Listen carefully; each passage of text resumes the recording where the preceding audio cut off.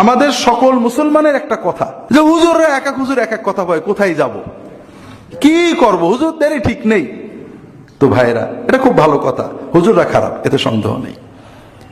আপনি যখন আসরের নামাজের পরে বাজারে গেলেন থলেটা হাতে করে, আপনি মনে করেন মাছের দোকান, মাছের মার্কেটে অথবা গোশতের মার্কেটে বা আলুর মার্কেটে ঢুকলেন।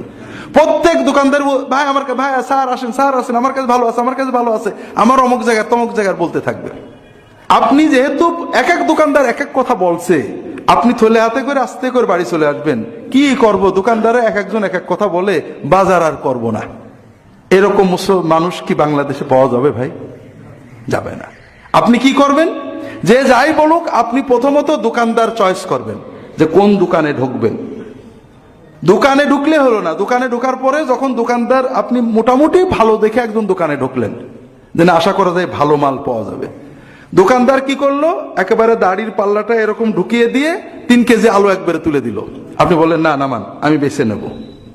আপনি একটা একটা করে বেছে নেন, পেঁয়াজ, আলু, টমেটো, কাঁচামরিচ, মাছ আপনি বেছে নেন। আপনি দোকান যাচাই করার পরেও পণ্য যাচাই করেন, যাচাই ছাড়া পণ্য নেন না। কিন্তু আপনি আসরের পরে বাজারটা বাড়িতে দিয়ে মাগরিবের নামাজের সময় মসজিদে ঢুকলেন। আপনি নামাজ পড়ে কিছু জিকির করছেন অথবা নামাজের ভিতরে কিছু আমল করছেন। আপনাকে যদি বলা হয় যে আমল কোথায় পেয়েছেন, ও অমুক হুজুর বলেছে, আমলটা কিন্তু আপনি যাচাই করে নেননি। আপনি আলু যাচাই করেছেন, পেঁয়াজ যাচাই করেছেন, টমেটো যাচাই করেছেন, মাছ পর্যন্ত টিপে যাচাই করে একটা একটা করে আপনি দাড়ি পাল্লায় তুলেছেন। কিন্তু আপনার ওজিফা, আপনার জিকির, আপনার নামাজ, আপনার দোয়া, আপনার কুলখানি, আপনার ইসালে সোয়াব, আপনার ফাতেহা আপনি যাচাই করে নেন না। হুজুর বলেছে আপনি করেছেন, সবাই করছে তাই করেছেন। তাহলে কি বোঝা গেল? তাহলে বোঝা গেল ভাইরা, যে আপনার কাছে আলু, পেঁয়াজ, পটল, টমেটো, পুঁটি মাছের যে দাম আছে, আপনার ঈমান আমলের ওই দাম নেই।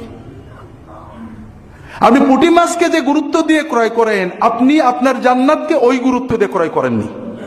ঠকে যাবেন ভাইরা।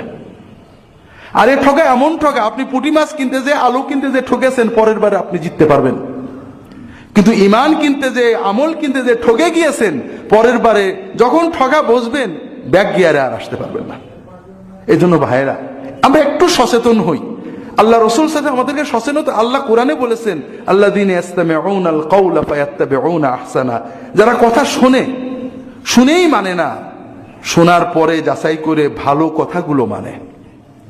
আমিও যেটা বলবো যাচাই করতে হবে। ভাইরা, বড় কষ্ট লাগে।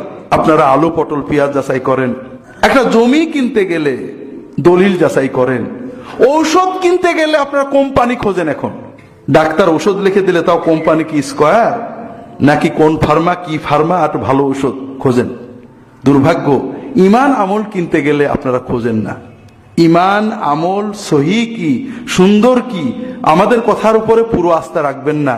নিজেরা টুকটাক যাচাই করবেন। যাচাই করার মাধ্যমে, হ্যাঁ, আপনি যখন 5 বার এক ডাক্তারের কাছে চিকিৎসা করাবেন, 5 বার এক দোকান থেকে মাল কিনবেন, যখন দেখবেন যে না মানের মাল দেয়, আপনি 10টা যাচাই করবেন, 2টো যাচাই ছাড়াও নিতে পারবেন।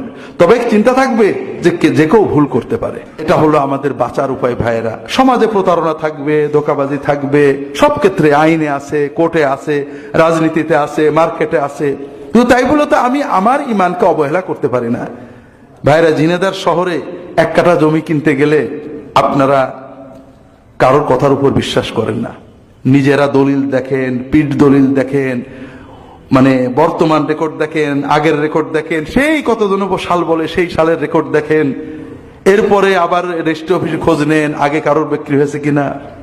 2 লাখ টাকা, 5 লাখ টাকা, এই 5 লাখ টাকা দেওয়ার আগে আপনি কত যাচাই করেন, নিজে যাচাই করেন, উকিল দিয়ে যাচাই করেন, আবার নিজেও দেখেন, ভালো করে বোঝার চেষ্টা করেন, 2-4 জনকে দিয়ে যাচাই করেন। কিন্তু ভাইরা, জান্নাতের 1 কাঠা জমি কেনার জন্য কোনো যাচাই না করে মানুষদের হাতে ঈমানটা তুলে দেন। এতে বোঝা যায় যে জান্নাত আপনার কাছে দাম নেই। দুনিয়ার 1 কাঠা জমির যে দাম, জান্নাতের 1 কাঠা জমির আপনি সেই দাম দেন না। আর আপনি গোড়াতেই যেহেতু অবহেলা করেছেন, ঠকার সম্ভাবনা খুবই বেশি। দুনিয়ায় আপনাকে 1 কাঠা জমি বেচে যে ঠকাতে চায়, আর জান্নাতের জমির নামে আপনাকে যে জাহান্নামে নিতে চায়, এই 2 জনের ভিতরে শক্তিশালী বুদ্ধিমান বেশি হলো যে আপনাকে জান্নাতের নামে জাহান্নামে নিতে চায়। বড় বড় দুশ্মন। ইন্না শাইতানা লাকুম আদুউম মুবিন, সবচেয়ে বড় দুশ্মন, যে 24 ঘন্টা তার লক্ষ লক্ষ অনুসারীদেরকে নিয়ে আমাদেরকে জাহান্নামে নেওয়ার জন্য চেষ্টা করছে। এমন তো নয় যে আল্লাহ তাআলা আমাদেরকে হাওয়ার উপর ছেড়ে দিয়েছেন। আমার সামনে বাঁচার অবলম্বন রয়েছে, কোরআন রয়েছে, রাসূলুল্লাহ সাল্লাল্লাহু আলাইহি ওয়াসাল্লামের সুন্নাহ রয়েছে। আমি ধরে চেষ্টা করি, আল্লাযীনা জাহাদু ফীনা লানাহদিয়ান্নাহুম সুবুলানা। আল্লাহ তাআলা বলছেন যে যারা আমার রাস্তায় চেষ্টা করবে আমি অবশ্যই তাদেরকে পথ দেখাবো। আমাকে তো চেষ্টা করতে হবে ভাই। আপনি চেষ্টা করেন, ঠকবেন না। আপনি অবহেলা করেন, আমি বাজারে যাই না ভাই, কারণ দোকানদাররা আমার খুব ঠগাই। একেবারে চেহারা দেখে আমি ঠকে যাই। হুজুর হুজুর আসলে হুজুর আমার কাছে ভালো আছে, দিয়ে দেয়। পাশে 72 দিন থাকলে বলে এটা নিয়েন, এটা এটা জন্ডিস আলা মাছ, এটা ক্যান্সার আলা মাছ, এটা ভালো না, এই স্যার ঠিক করে দাও। এই জন্য আমি ভয়ে বাজারে যাই না।